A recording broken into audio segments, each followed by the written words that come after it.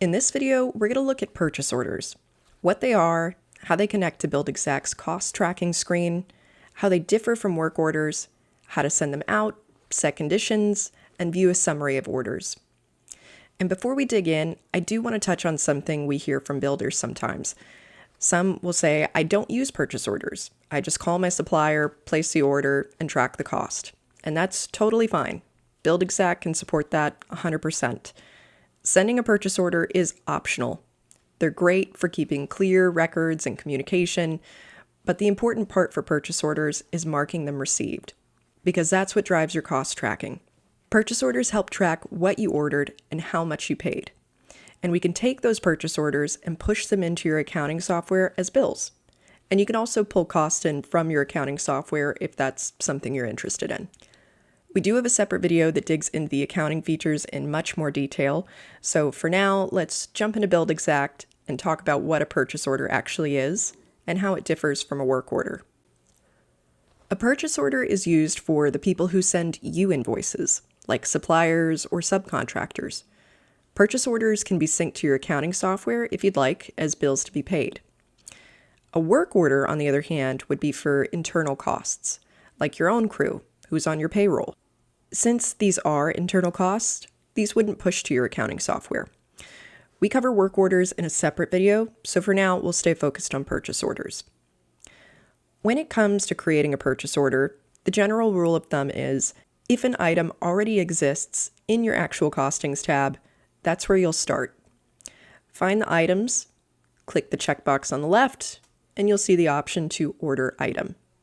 Just for context, actual costings is essentially a mirror image of all the categories and line items from your estimate. Once the estimate is turned into a job, actual costings lets you track what you actually spent compared to what you originally estimated. You'll notice along the side of the line item, it shows the estimated quantities and cost, which was pulled over from your estimate. And when you log a purchase order and start tracking expenses against it, it will pull in the actual quantities you received and the actual amount you paid. That's why finding the line items, if they exist in actual costings first, to start creating a purchase order is important. So it links the estimated versus what you actually spent. Naturally, there will be exceptions to this. The most notable example is when you buy something that you didn't originally budget for or forgot to include it in your estimate. And we'll touch on how to handle that later, but for now, I've found the item I want to create a purchase order for, and I'll click Order down on the bottom, and that's what takes us into the purchase order screen. I'll roughly work through this form from top to bottom, starting with the description. And you'll notice this says in parentheses, internal use only. So this description is only visible to me. The client won't see it. The only exception to this would be if you chose the cost plus invoicing style, where in that case, we do show the description of purchase orders, as those are what will make up your client invoices. But that's not the case here, and I'm just going to title this Framing Labor. Next, I'll add the contact person, the person who will be doing the work, or if this is for materials, the supplier. This information comes from your contacts phone book, where BuildExact stores details for your subcontractors, suppliers, and anyone else you work with. If they're not already in your list, you can add them here, and that'll save to your contacts phone book for future use. Then we have the Deliver To field. This will automatically pull the project's address. The next few fields are optional and are mostly used if you do plan to send the purchase order out from BuildExact. Attention to, date required, which tells the recipient when you need this order fulfilled, and instructions. This is where you could add any delivery notes like drop materials at the back of the site or call Mike if you have any questions. And if you often write the same instructions, you can save them as presets to make this faster next time. Scrolling down, you'll see the items we're ordering. And this is the item we selected earlier. All of the details from that line item automatically flow through here. And you can also add notes if needed. For example, in response to your quote. Or if I were ordering timber, I could note all timber in 20-foot lengths, please. Just below that, there's an option to show costs when printing. Turning this on means the recipient will see the pricing on their copy of the purchase order, which can be useful if you want to confirm their quote one more time, but if you'd rather keep your budget private, just leave it turned off. Once I've drafted my purchase order, I can send it right away with Save and Send, or choose Save and Close at the bottom if I'm not ready yet. That saves a draft of the purchase order, so I can come back to it later. I'll press Save and Close for now, and it pulls us back into the actual costing screen. So let's pretend it's the next day, and now I'm ready to send the purchase order. Or in the case that you're not sending it out, you could come back at a later time and mark it received and log your costs. Either way, there are two easy ways to find a purchase order. First, from the actual costing screen here, you'll see a blue check mark in the ordered column next to the line item. That blue check means a purchase order has been created for that line item. And just like everywhere else in BuildExact, if it's blue, it's clickable. Clicking it will open to show what purchase order it's tied to, and if we click that again, we're back in the purchase order, where you can review, edit, or send it. The other way is from the Purchase Orders tab along the top. This tab lists all of your purchase orders for this estimate and their details in one place. You can click into any of them to make changes or send them from here too. This tab is especially handy if you don't want to scroll through your actual costing screen looking for your purchase orders. You can just come here and see everything at a glance. And if you're curious what the purchase order will look like, or if you just want to download it and print it yourself, you'll notice on the right-hand side of your purchase orders, there's a little print button. I'll click this, choose the PDF format, and we'll take a look at what your recipient would see if you sent the purchase order from BuildExact. Here we are, and you'll see all the details that pulled through from your purchase order form, and just below that, the Terms and Conditions section. These are BuildExact's default terms and conditions, but you can change them. If we go back to BuildExact, and I'm still in the Purchase Orders tab, you'll see a small gear icon on the right. This opens setting options, like the Manage Terms and Conditions. Here you can enter in your own terms for both subcontractors and suppliers. As for how BuildExact knows which version to use, it looks at the contact listed on that purchase order. When you create a contact, you'll place them into a group, either contractor, supplier, or employee. BuildExact will automatically use the right set of terms based on that grouping. These groupings could also have an impact on your accounting, depending on how you're connected with your accounting software. Back in the purchase order screen again, and next to the print button, you'll see the email button. This starts the same save and send option we had earlier in our purchase order form, and when you click it, you'll see the email options. Who it's going to, the option to CC or blind copy, and a spot to add your message in the body of the email. I'll go ahead and press send, and once I do, the status of this order updates to sent. Once we receive our order, we can come back here and log the cost, but let's talk about those of you who don't send purchase orders from BuildExact, and instead just use them to track costs.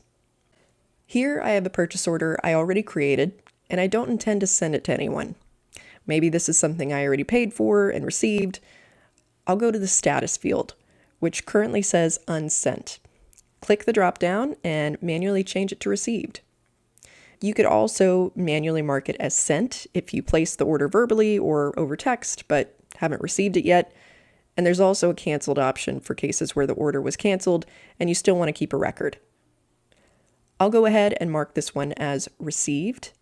Once I do, a receipt capture form pops up, and this is where we tell BuildExact how much was received and what we ended up spending. The reference number field is meant for the receipt or the invoice number you got back from your supplier or sub. BuildExact just wants a number that ties back to this order. Some suppliers have long numbers, so you can even simplify that, maybe just the last few digits and the date of the purchase, whatever works for you. Then we'll enter the receipt date, and you can backdate this too, and this will go to your accounting system if you're connected. Then any notes, for example, paid with credit card or John handled payment. Below that, you'll see what we anticipated spending and the quantity ordered. These fields are editable. For example, if you only paid 10% of the work so far, you could change the quantity to 0.10. For now, I'll leave this as 1, meaning it's fully paid. Then I'll enter what I actually spent. Maybe it came out a little higher than I expected. Next, I'll either select Mark as Received, meaning I got everything I ordered, or mark order as part received, meaning I'm still waiting for the rest or making partial payments. For this example, I'll choose mark order as received, and we'll cover partial payments in just a minute. That takes us back to the purchase order form. If we scroll down, you'll see the receipt I just logged and that it's marked as fully received. But if you marked it as fully received by mistake, that's not a problem. Just click the Change Order to Part Receipt button. That lets you keep adding receipts until it's fully complete. Before we leave this screen, there's also an option to store documents within your purchase orders. Things like copy of the receipts or other supporting files. These can even sync to your accounting software. And again, there's a separate video where we go into much more detail on the accounting connections. But now that I'm finished with this purchase order, I'll click Save and Close and head back to my actual costing screen. From there, I can find that line item and see the cost comparison, what we estimated versus what we actually spent. Now let's go over part received orders. I'll go back to the purchase order I made earlier for the framing, and again, I'll change the status from sent to received, and we're back in the receipt form. Let's say I ordered framing work for 100 square foot space, but they've only completed 50 so far, and that's what I'll pay for now. I'll edit the quantity to 50, and BuildExact will automatically track that partial amount. Then I'll mark this as part received, which takes us back into the purchase order. You'll see the status now reads part received. Then, the next time I need to log another receipt for this order, I'll open the purchase order again, and under receipts, you'll see a little plus button. That's where I'll go to add another receipt. BuildExact remembers we still have 50 remaining, but I can adjust that and keep recording receipts as needed. But once I've logged the final payment, I'll mark it as received to close it out. All right, we're almost at the end. Just a few last things. Back on the Purchase Orders tab, you'll notice a plus button on the right side. This lets you create a new purchase order from scratch. This is helpful if the item you're buying or bought isn't listed in your actual costings report. Maybe it's something you forgot to budget for, or a quick hardware store run that you still want to record the cost of. When you start a purchase order from scratch, BuildExact doesn't know what it's for yet, so you'll need to add your own line items in, which I'll quickly do. And the most important thing is the actual category column on the right. This tells BuildExact where to place the cost in your actual costings report. Definitely don't leave this blank because then it won't know where to compare that cost in your budget. You can assign it to an existing category or create a new one. For example, a miscellaneous category. That way, in future estimates, you can budget a little extra for these types of purchases. I'll go ahead and do that. Mark it as received.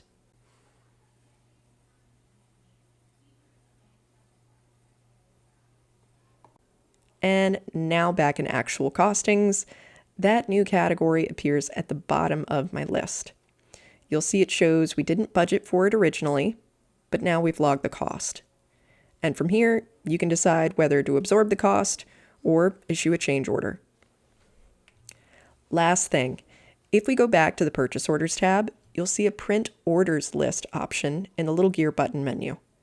I'll click that now, and this generates a document version of the full list that we see here.